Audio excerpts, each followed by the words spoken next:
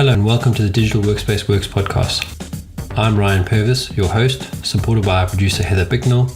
In this series you'll hear stories and opinions from experts in the field, stories from the front lines, the problems they face and how they solved them, the areas they focused on from technology, people and processes to the approaches they took that will help you to get to the grips with the digital workspace inner workings.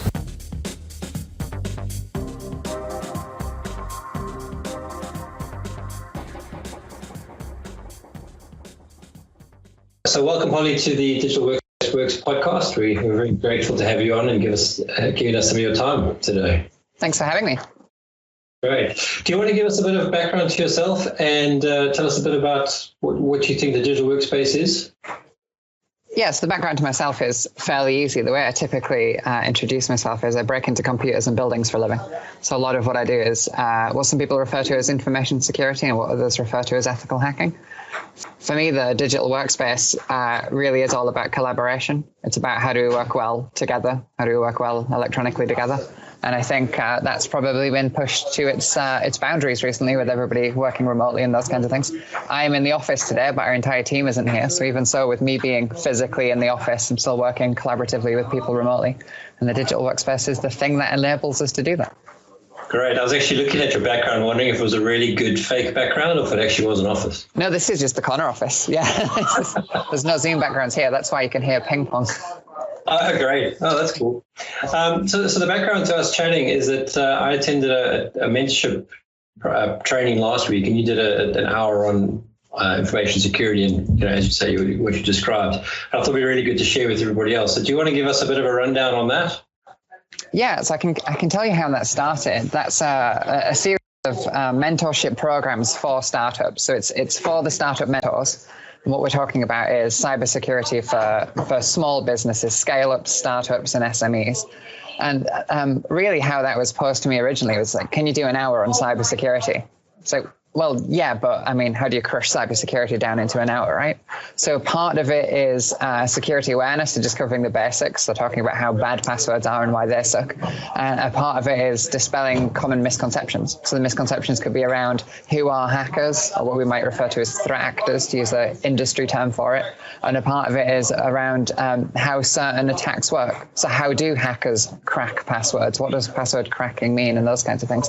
The idea being that the mentors will hopefully, of course, become more secure in the way that they work, but also they can pass that on to the startups and the scale-ups so that as they're concentrating on growing and concentrating on building products, they can hopefully keep security in the back of their minds as they do that. Great. Well, what have you seen now with everyone working from home with your business? I mean, are your customers now becoming more aware of the security that they need to have in place that they didn't have before potentially because of having a building which they felt secure in? And I use that with air quotes. Not necessarily. There's a lot of organizations who maybe don't appreciate what the risk of remote working is. A lot of organizations treat VPNs as though they're magic, and they don't necessarily consider things like the working environment that their staff are in. They don't necessarily consider things like the devices that staff members are on. And for a lot of organizations, because they've made the move to remote work under duress, they haven't exactly had like a strategy or a plan for dealing with that. So for example, the certain organizations who've suddenly very quickly introduced a bring your own device policy. There's some organizations who've suddenly moved to remote working who maybe didn't have a capacity for that previously. So I think it's had a big security impact, and not every organization has necessarily performed the proper change management to handle that. Yeah, I can believe that. I mean, if I look at how we've approached it, I mean, we've always designed to work from home. Mm-hmm. So we've had those, the training's always been there. And the minute we all went remote, one of the first things to do was redid all the training. And the training's not sort of the death by PowerPoint. You sit there, we just throw it at you and you got to absorb it. It's scenario training. But in conversation with mates of mine, not everyone's done that. And it has been people working at the kitchen table with documents on the kitchen counter or the dining table that are sensitive with the family walking around. And they've had to... It's not always the family, right? Think about people who live in shared houses. That's quite common, certainly in city environments, for people to share apartments or be 3 or 4 people in the same house. So it's not necessarily even family members. It could just be housemates. Yeah, exactly. And you've got to really put an extra level of conscientiousness around what you're doing. if it is sensitive. And even, sort of anecdotally, people walk around in their gardens talking on the phone, not thinking about people listening in the other gardens to what they're saying. Yeah, I remember seeing one person saying that their company had complained to them, saying that they need to make sure that they're in a private environment before taking sensitive calls. And the guy responds like, I live in a studio apartment. What do you want me to do? Yeah. Mm-hmm. So the other thing that we covered in that session was around passwords and how easy it was to guess them and break them. I don't know if you wanted to go through some of those. You're obviously not going to show the slide deck, but maybe some of the topics you covered in that were quite interesting. Yeah, I think the big thing with passwords really is that they're fundamentally broken, and there's in many cases just a better alternative. So things like multi-factor authentication, it can be implemented so that it's not such a security inconvenience, and it can prevent a significant number of attacks, even quite sophisticated attacks. I think people think of multi-factor authentication just in the basic sense of maybe getting a 6-digit PIN number sent by text message to your mobile phone, for example. And there's lots of different ways of implementing it. You can have hardware tokens, you can have app-based 2FA with a mobile device, you can have PIN numbers. And all of these different methods have a different kind of convenience factor to them, but they're an improvement over passwords. The big thing with password cracking or guessing passwords is that a lot of people don't realize how it works, and in particular, how quickly threat actors or hackers, if you prefer, are able to guess them. Very often the hacker isn't trying to log into the interface, but what we would do is we would, through a technical attack, be able to capture a cryptographically protected copy of the password. So some people may have heard the term password hash. It's a cryptographically protected copy of the password. We get these in all kinds of different places. A really good, easy example for people to think of is wireless networks. When your device connects to your wireless network, it authenticates over the air. So if my device is within the wireless range of your wireless network, then I can take a copy of that handshake, and then I may be able to take that handshake away and perform a crack or a password guessing attack remotely. And because we're doing that remotely, we're not bumping up against things like account lockouts. And because we're doing it remotely, we can guess those passwords very, very quickly. So in the session that we did last week, I showed some of the speeds that we can achieve for certain different kinds of password cracking. And on the machine that I was using in that demonstration for wireless passwords, I was able to attempt 6.5 million password attempts a second, which is a huge number. Are password managers sort of something that everyone should be using, in your opinion, Holly? Or what's kind of the best way for, I guess, individuals to protect themselves and then companies to, I know you mentioned MFA, or two-factor, but are those sort of the best solutions we have currently to put some protections in place? This is the problem with a lot of security stuff. You get down into the it depends area of security. So multi-factor authentication is great, and that's why I would lead with that. But in some instances, people might find that just systems don't support multi-factor authentication. And if that system doesn't have it implemented, so you can't use it, then you need to look for an alternative. Password managers, to take them in isolation, are great at dealing with the fact that weak and reused passwords are a major insecurity, and password managers can be a nice balance between convenience and insecurity. So it allows you to pick one long, random, non-deterministic password that's then used to protect your other passwords. It can be implemented in a way that's nice and convenient. So you can use it on a mobile device, for example, and then have something like Face ID integration or Touch ID integration to make accessing the password manager nice and easy, and it just saves all of your passwords for you. Some people worry about, what if the password manager gets hacked? That's a legitimate risk, something that we should consider within our threat modeling and consider within, how we handle risk. But for the average user, typically, a weak, easily guessable or reused password is a significantly bigger insecurity than a password manager would ever have. So it's the balance of impact and prevalence there. But yeah, password managers are awesome, and multi-factor authentication is awesome, and you should use both of them wherever you can. But when you look to implement them, don't just look immediately for, what is the most secure option here. Try and get a nice balance for usability and security. The reason I say that, it might sound unusual coming from a security person to say that, is if the workflow, if using that tool is so inconvenient, if it's so much duress for you to use that solution, using a password manager, using multi-factor authentication is awesome, but it has to still enable you to work and to do your job. Yeah, so as I say, we use LastPass, and that's exactly why we use it. It's got a very nice. I mean, it's not the best interface, and to your point around the friction of using these things, I find LastPass a bit painful to use sometimes to share credentials, but it is pretty secure, and it is one of those that if someone were to hack into them, and I think they were hit once upon a time, they actually protect your materials quite well in that it's encrypted on the device. Yeah, LastPass has had a few security vulnerabilities, but one of the things I like about them in particular is they're very forthcoming with it. So the information about the security vulnerability is just on their website. So they had a breach, I think it was back in 2015, and all of the information's on there just in terms of like, this is what happened, this is how we responded, this is what the vulnerability was and how we mitigated it. That's a nice thing to see. You know, like it's better than an organization sweeping that under the carpet. Mm-hmm.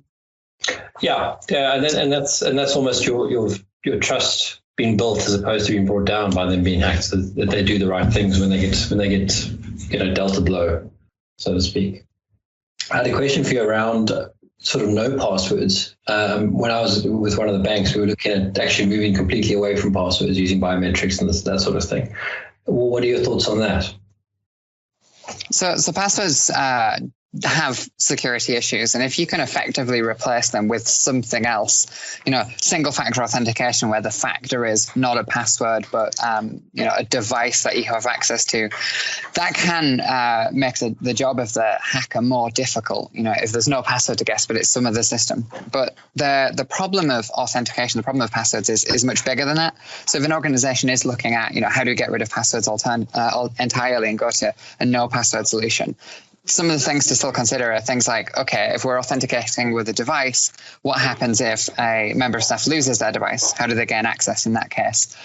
Are there risks around, you know, the help desk, the IT help desk being able to grant people access, those kinds of things? So, yeah, passwords suck, and I would generally recommend anywhere that we can minimize the impact that a weak password would have. But authentication is somewhat of a bigger problem. No, definitely. With people working remotely and that, do you think there's a need for almost a corporation to have a policy that houses have to meet a certain level of security standard? So one of the things would be, how do you enforce that? I'm generally against policies that you can't enforce, and I would generally be against any policy that might disadvantage somebody. So if you have a company requirement that, you know, staff must have to be in an isolated environment when taking calls and those kinds of things, people who have house shares who may be somewhat disadvantaged, well, wouldn't be able to work there. So there's a balance to be had there, just in terms of like the diversity side of things and making sure that people from less privileged backgrounds aren't disadvantaged by that. I think there's other ways of handling that problem than enforcing things through policy. And then also generically, anytime a company enforces something through a policy, you know, they should have some way of making sure that's the case. To give you a good example there, it's really, really common to see companies put things in their password policies like, oh, passwords must not be based on a dictionary word or something like that, and then have no technical enforcement to actually prevent you choosing, you know, password 123 or something. So policy and implementation should line up. Yeah, definitely. I mean, we talked a bit about bringing your own device, and then that being a way for people to work from home. Yeah. I wonder if there's not a trend at some point to bring your own app, where you start providing the same, you know, through a custom mobile app or something like that you can almost sandbox the functionality and the security through that. Yeah, bring your own device is often implemented in that way. So there's a lot of mobile device management solutions, MDMs, where that effectively is an app that's installed on the user's device so that their personal profile, their work profile is separate.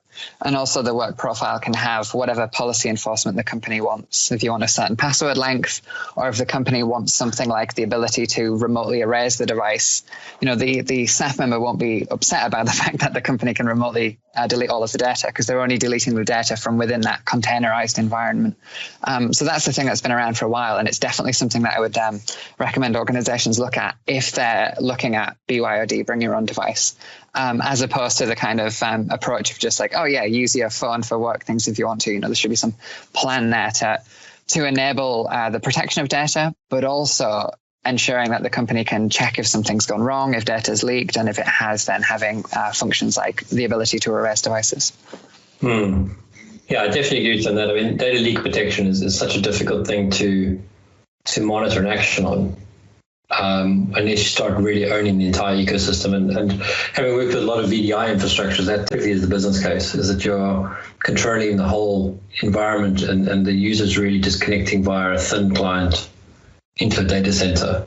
To secure that data, which works, but it's expensive. It's a very expensive solution. Not everyone can do that. I mean, it's expensive in some regards, but less so in others. So if you have a virtual desktop environment where people can just connect into a standardized environment, whilst that might be expensive to set up, or it might be expensive from a licensing point of view, it can be better in other ways. So it can have lower administrative overheads because all of the machines are standardized. It can be faster to set up. If you have a new member of staff join the company, it can be faster to get them up and running. So I think organizations should consider more than just things like licensing costs and look at, how does this make us more efficient as a business? No, you're 100% right. It's expensive. It's that hurdle to begin with. Can you spend the amount of money you need to spend? I think with what's coming out of Microsoft now with WVD, I think there's an AWS compete to that as well. It does make that barrier a little bit lower, so that other organizations that don't have the big budgets can get on board. Yeah, there's some solutions in that regard where you're paying effectively per user as well, which is a bit more flexible for organizations as they scale. Because, of course, anytime you implement something, if you're trying to scale up, you need to make sure that it's good for the company today, but also good for what the company is going to look like in 3 months or 6 months' time. Definitely. What are your thoughts on sort of post-COVID?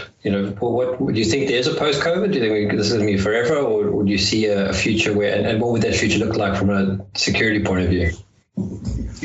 I've seen a lot of different things from a lot of different organizations, all of which have a security impact. So some organizations are talking about spending some time in the office and some time not, so maybe 2 days a week.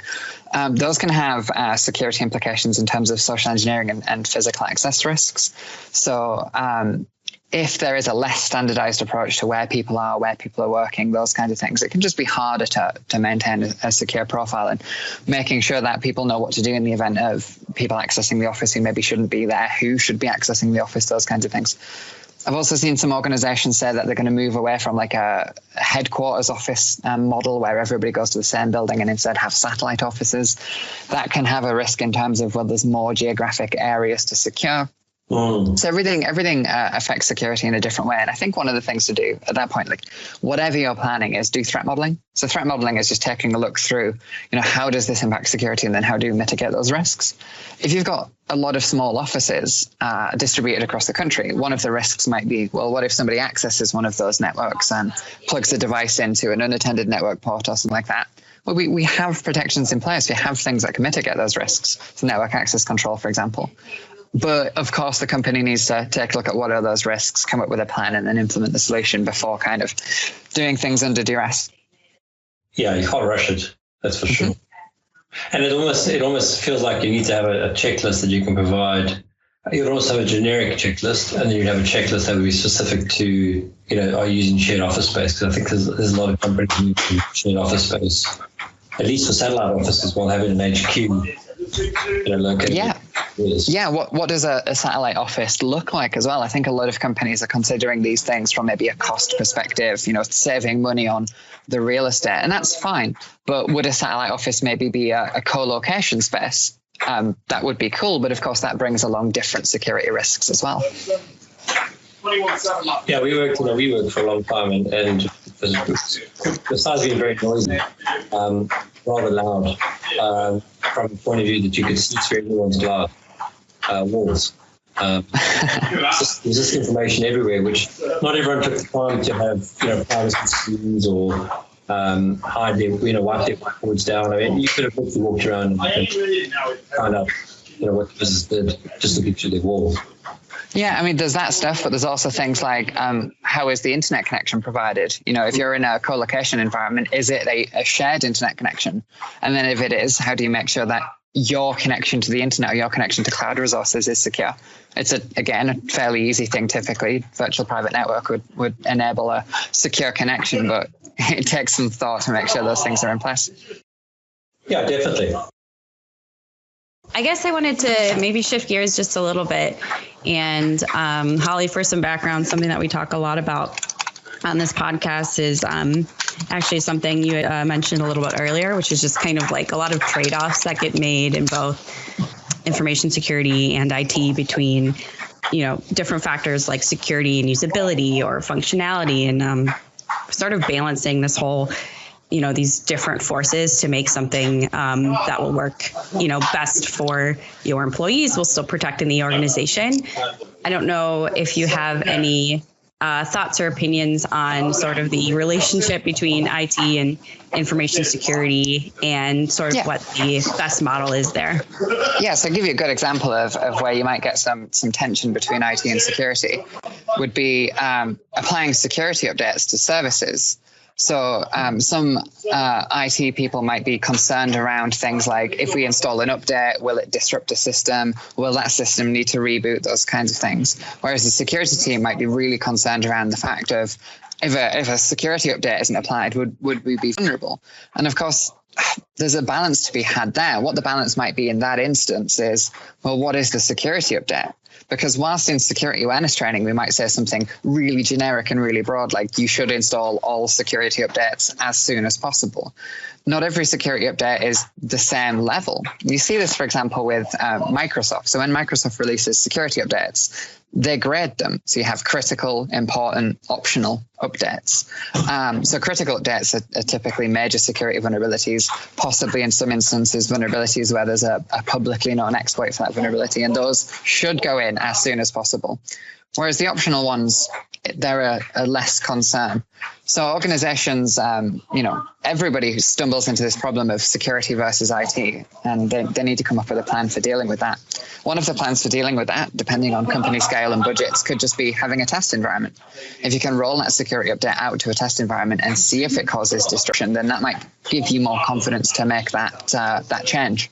Or alternatively, there could be some policy around, okay, critical updates go in as soon as possible, and important or optional updates go in to some other schedule. But it's a thing that an organization should definitely take a look at, because it's a very, very common problem. The thing that we talk about with one of our other guests is that the security by design step is often missed. So security by design is at the end. So you've built a solution, you need to come back to apply some policy or some regulation, and you realize that your solution actually hasn't been designed in a way that makes it easy. So you end up with a very complicated, frustrating experience for someone who has to use it. Things like,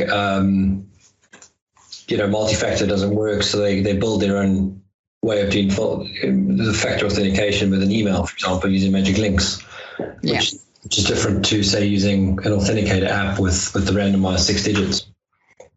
So that's what I was thinking about as you were speaking, is that sort of murky place that you can get stuck in.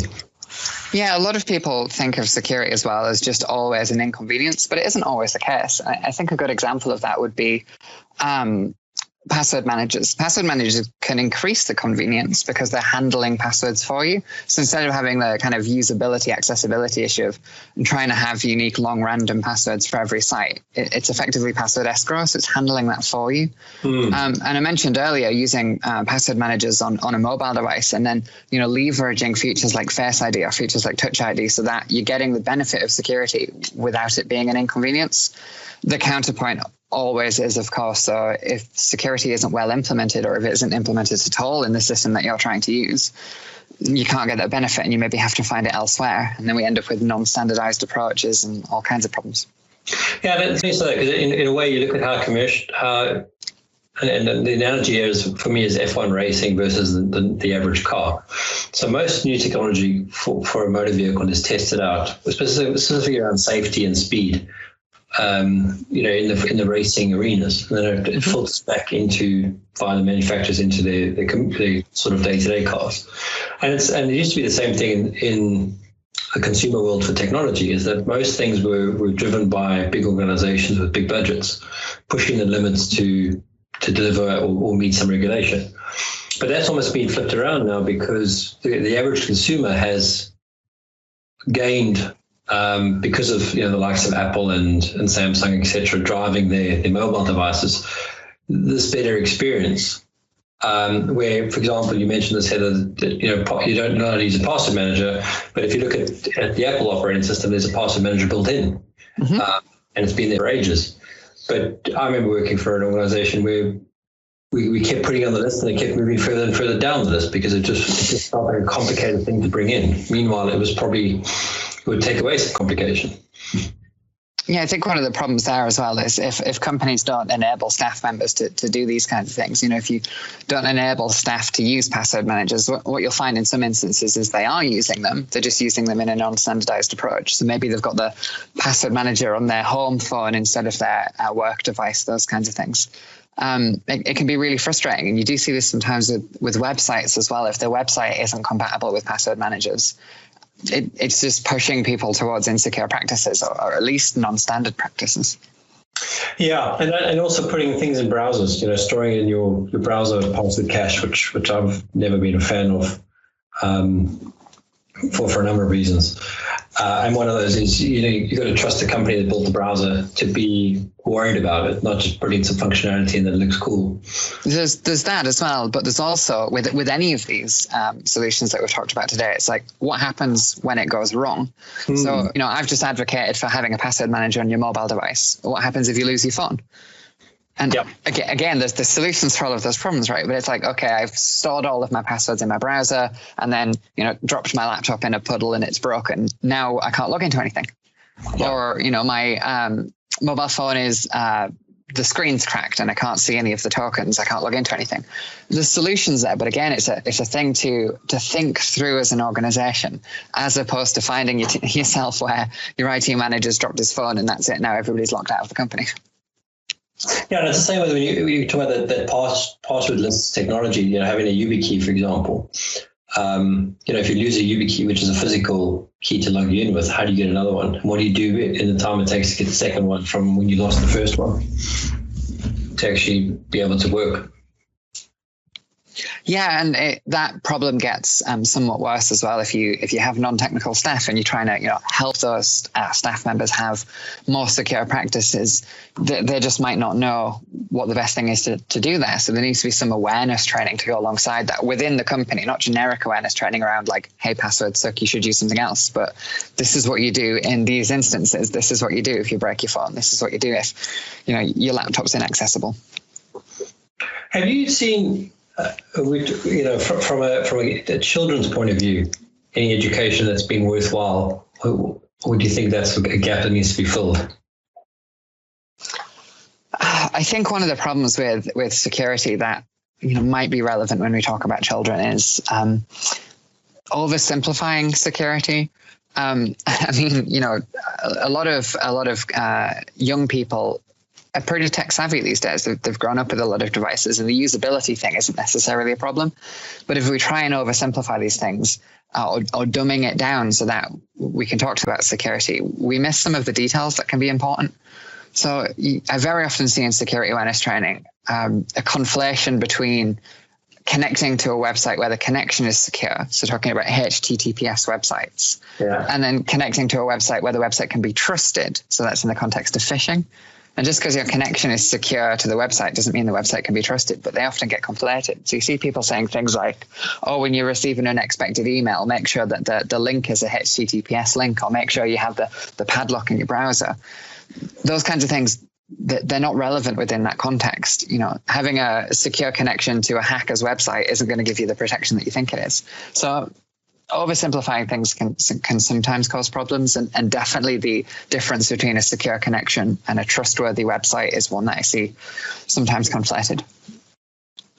Yeah, I just wonder if there's not a level of educating at a young age, things like being aware of protecting your data. So you mentioned the HTTPS. Yeah. Maybe less technical, but at least being aware to look at those things. Or most kids will grow up today with email and social media accounts, and how do you approach that? How do you behave on those sort of things? Well, you can approach these things in a non-technical way. We've just had a quite long conversation around cybersecurity and passwords and those kinds of things. But we haven't got into the details around entropy and all of the kind of cryptographic fundamentals, because you don't necessarily need to have somebody who's informed about the risks. So, just because a person might be non-technical or might just be young, you can still explain to them what those risks are without getting kind of knee-deep in technical detail. Yeah, you're right. I mean, it is a horses for courses approach. Yeah. I've used this example before, but I watch sort of the kids around us and how they're on devices all the time, and not really worrying too much about what they're doing on those devices or what the information they're sharing. And a lot of that's pushed on the parents to know and teach them. Most of the parents don't know what's good and bad. Yeah, that is true. In terms of whose responsibility is it? I think a lot of people might just fall back to the parents should do it, but if they don't know themselves, then there needs to be some resources, and there are resources out there. So within the UK, for example, we have the National Cybersecurity Centre, who puts a lot of resources out there. A lot of theirs are focused around business, but trying to simplify things for people so that they understand, the different categories of risk and those kinds of things. So yeah, it doesn't necessarily have to fall onto the parents. There can just be, resources perhaps put forward by the government and things like that. I mean, if someone wanted to get into cyber, being this is your area of expertise, where would you point them to start off with from an education point of view, or getting their hands dirty? Entirely depends on who you are. And I think this is one of the things with cybersecurity where you'll hear people say things like, oh, you don't need a degree. That doesn't mean that you shouldn't get one. It doesn't mean that doesn't work for you. I think that the best part about cyber is there's a lot of different approaches in. If you wanted to go to university and get a degree, then you could get an ethical hacking degree, or like myself, I have a master's in information security, so it's a little bit more generic. That is a path in. Alternatively, you could go for a technical apprenticeship. You could just do hands-on. You can do the hobbyist approach. There's a lot of different ways in. I think that the first step for somebody who's kind of interested in security and doesn't know where to start is, realize that security is a huge field and try and get some overview knowledge. Try and work out what parts interest you. So what I do is the breaking side of security, right? It's the penetration testing, as we call it within the industry. You might like security, but not like the breaking department. You might want to work on the defensive team. So you might want to work on the analysts team. So those kinds of things. So I think the place to start is just, realize it's a huge industry and take a little look around at what the different jobs are. And then when you find out the job that works for you, then look at how can you get those skills. And the emphasis there is on you, what works for you. So there's academic approaches, there's hands-on learning, there's things like, for the security side that I do, there's things like vulnerable virtual machines. There's a lot of different ways in which you can pick this up. And I don't think you should ever be kind of shoehorned into an approach that doesn't work for you. No, I agree with that. I mean, I've got a friend who's trying to move into it now.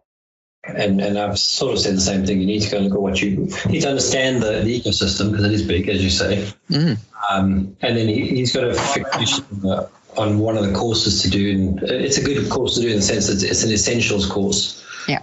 But then it is about finding a network, finding people that are doing it right now, and sort of getting the day job view of what it is.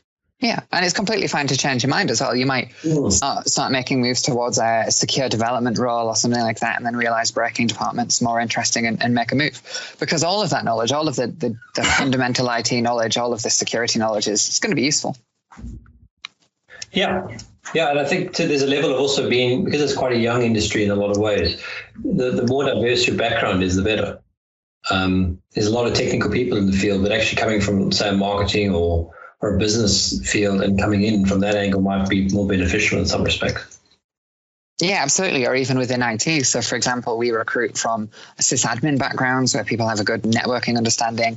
We recruit from software development backgrounds where they have a good, building applications knowledge. Or we recruit, graduates in from ethical hacking degrees straight into penetration testing roles. So there's a lot of different ways to sidestep within the industry, within broader IT, but also within cybersecurity. So I guess on this vein, are there I'm curious to know, since we're sort of on the career conversation, Holly, sort of what are your favorite parts of the job? Like, why did you decide to specialize in the braking side? And then also, like, are there any sort of skills or qualities that you think really set people up for success in that kind of a role? Even within the braking department, within penetration testing, there's a huge variety of roles. So no matter what kind of person you are, you'd probably find something here that is interesting to you. So I'll give you two good examples of that. When it comes to things like exploit development, that's really hands-on, knee-deep technical stuff. You're probably going to spend a lot of time staring at a command line. Whereas on the other side of this same job role, there's things like social engineering, which is a lot of face-to-face interactions, a lot of communicating. That could be preparing and sending phishing emails, or it might be physical access into buildings. It could be coercing people over the phone. So we've got everything from kind of independent working on highly technical things right up to social engineering. So in terms of qualities, I think the big thing is just don't discount yourself. If you see a certain stereotype within this industry, don't think that you don't match that. There could still be a role for you. And you are absolutely right that there's a big place for people of diverse backgrounds. And the big thing there would just be, well, take a look at the roles, find the parts of the roles that you like the most, and then no doubt there'll be an organization out there that works well for you. Yeah, that's great advice. I know we're sort of running up a little bit on time here, so I wanted to shift a little bit to the future conversation, if that works for you all. But actually what I've been thinking about this, and I was actually scrolling LinkedIn because there was a post that I wanted to kind of pose to both of you because it caught my eye the other week. And it was from Citrix. They ran a poll that said, according to their research, by 2035, implanted tech could make employees exceptional at their jobs or doom them to burnout. Would you ask employees to go under the knife? And until I'm going to wait to reveal what the yes/no split was on this, but I'd love to hear what both of you think about if that's like an eventuality, like that we do implanted tech on employees, or if that's just kind of like a no-go, like sci-fi experiment. I absolutely don't, under any circumstances, think my employer or my government should have any control over my body. Mm-hmm. So there you go. It's a really direct and really blunt answer, but no, absolutely not for me. Well, I think where we are now, I wouldn't trust them. Mm-hmm. And if you just look at the amount of conspiracy theories that are floating around because of this virus and this pandemic, and they call it a scamdemic, etc., I don't think anyone in good conscience will allow the government to do that. But I think, a couple of generations from now, it might become normal. Okay, I guess it's a good time for me to reveal what the split was on the poll. So it was 88% no, which it's high, but what really struck me was the 12% yes, that there'd be over, 10% of the around 400 people who answered this poll who could see that happening in the future. So just thought it was interesting. Well, I think it comes down to trust. And I don't think many people trust their governments, at the moment. So you probably get a very high no. But if things are going well and there's a clear benefit to doing it, then you probably would see more yeses. So I could that result. The counter argument is which government. So one of the difficulties you have at the moment, of course, is if you travel, if you take an electronic device through an airport, then you can pass through several jurisdictions on a journey. And which government you might infinitely trust your own government, and then you might travel on holiday or for work to another country where the laws or the regulations are slightly different, and that could cause you an issue. Yeah, I mean, I guess personally, I'd be much more keen to do some sort of either like a some sort of just Face ID or fingerprint scanner or whatever to be passwordless. Like that very much appeals to me, but I'm struggling to see any other strong application. I mean, I see some security applications, I guess, for the implanted tech, but I think there are other ways you could do it without, an implant. Yeah, I mean, bringing a bit of science fiction. So there's a couple of book series that I've read where we're having where Elon Musk is going with his brain thing, having something right the brain to allow you to be instant connected and download data and all that kind of stuff. I could definitely see value in that. There's an interesting link here into the US legal side of things in terms of the Fifth Amendment. So I'm not a lawyer, but it's an interesting thing to look into for those who are interested in terms of compelled speech under the Fifth Amendment. So it's my understanding that US law enforcement can't force you to disclose a password, but can force you to unlock a mobile device that's protected by biometrics. So if you have an iPhone that's protected with Touch ID, they can compel you to unlock that. But if it's protected with a PIN code, they currently can't. So there's those regulations as well. So when you think of things like implants, how that plays into compelled speech is important. I mean, this is a... Sorry, go ahead. I just wanted to say that, I mean, this is a big thing, even with all the protests and everything that's been happening in the US and travel and anything else. When Face ID came out from Apple, it was a big conversation around, like, you know, if you're going to a protest or if you're going to, you know, do something, turn off your Face ID and switch to a different code or something like that, so that you can't, your phone can't be cracked. Yeah, there's a thing that you can actually disable the biometrics on iPhones without unlocking them. So that's again a security awareness thing. And if you're passing through an airport, if you're passing through certain jurisdictions and you need to turn those things off, or I guess more directly for some people, maybe, you know, if you're being pulled over by the police, you can disable those things without unlocking the devices. And, you know, for some instances, those kinds of things are important. Mm-hmm. Yeah, I was going to say, I remember, I don't know if this is still operating, but I think in Hong Kong airport, when you walk through, they're doing some sort of facial recognition. This has been going on for years to speed up passport processing. I don't know if it's still running, but there was a thing for a while. Yeah, a lot of airports have biometrics for those who have biometric passports. But again, the concern isn't necessarily the technology; it's how it's used and who controls it in that way. You know, Face ID is a wonderful thing that increases convenience and in certain instances is great, but to be able to have warrantless searches is not great. So again, it falls into that problem of security is, well, it depends. Yeah, and actually that example you mentioned, the facial recognition, I remember there was a case in the US where a lady they were trying to get her to open her phone and she refused to open it, give the password, and then because of facial recognition, they were able to open the phone by pointing it at her. Yes. Yeah, so that's a Fifth Amendment issue within the US. That's a law that fits under, is my understanding. But yeah, that's how that works. As an interesting detail for those who are concerned by that, Apple therefore introduced a feature where you can disable the biometrics just from the phone. Depends on the version of the phone, but power button and the volume button together will disable that. So if you ever are in that situation, then you can protect yourself.